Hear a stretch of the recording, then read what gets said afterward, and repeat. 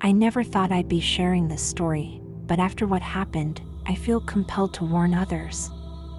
It all started on a quiet Tuesday evening. I was browsing Reddit, as usual, killing time before bed. That's when I stumbled upon a thread titled "Share Your Unexplained Experiences." Intrigued, I clicked and started reading. Most of the stories were your typical fare: strange noises, odd coincidences, nothing too out of the ordinary. But as I scrolled further, I found a comment that made my blood run cold. The user, let's call them Dark Whisper 23, described an encounter that seemed too vivid, too real to be mere fiction.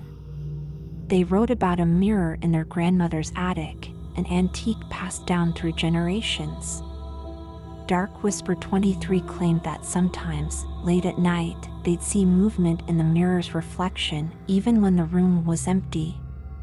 But that wasn't the worst part.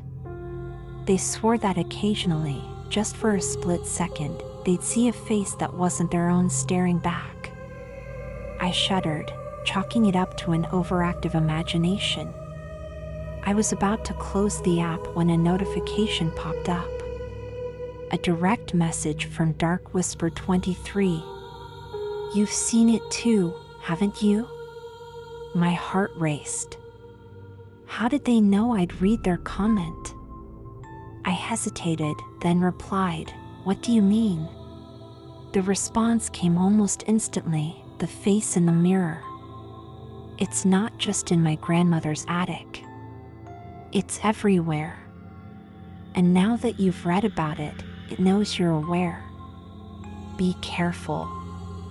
I laughed nervously, trying to shake off the eerie feeling.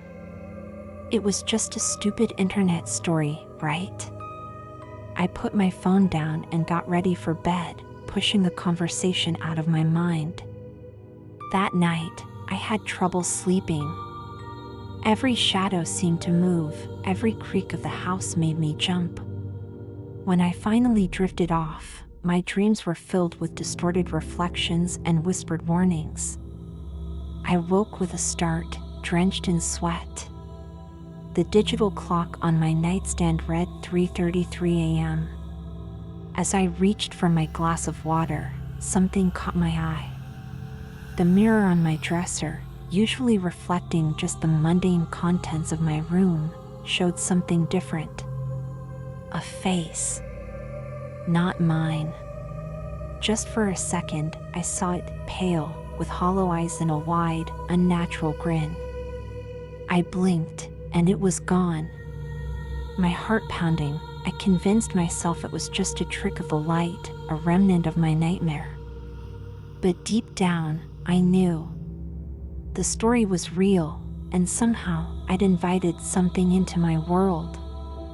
The next few days were a blur of paranoia and sleepless nights. I avoided mirrors, covered reflective surfaces, and jumped at every unexpected movement in my peripheral vision.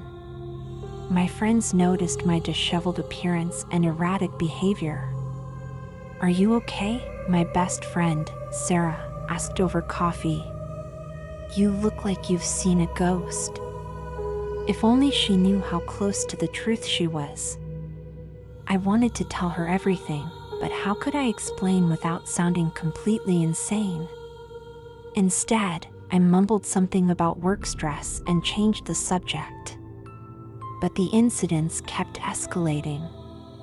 One night, as I was washing my hands, I glanced up at the bathroom mirror. The face was there again, clearer this time. It smiled, revealing rows of sharp, pointed teeth. I stumbled backward, slamming into the wall behind me. When I looked again, my own terrified reflection stared back. I couldn't take it anymore. I had to know more.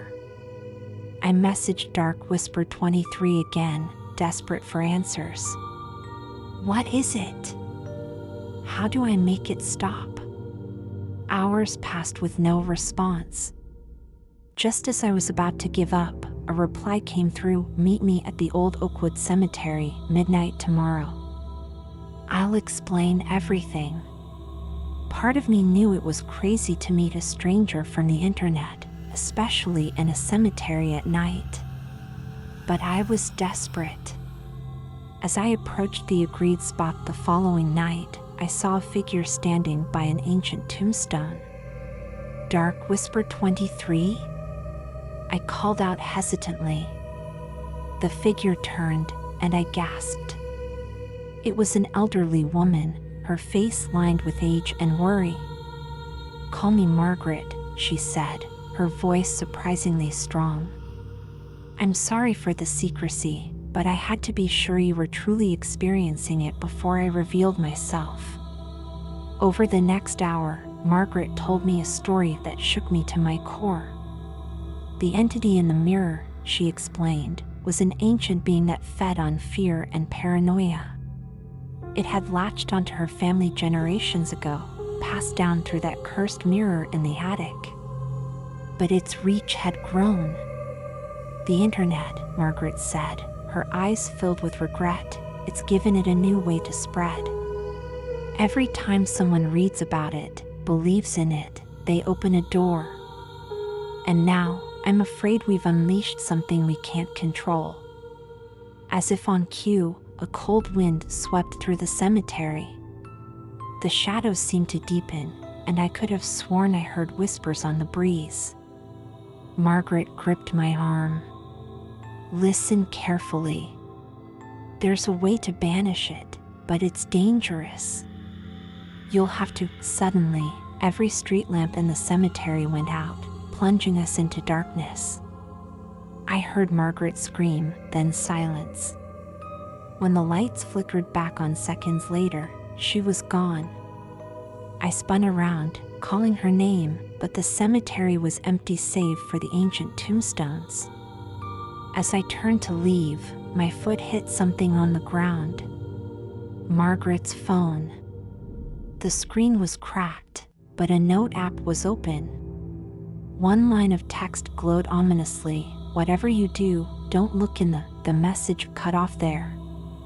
Don't look in the what? The mirror? But how could I avoid reflections in a world full of glass and screens?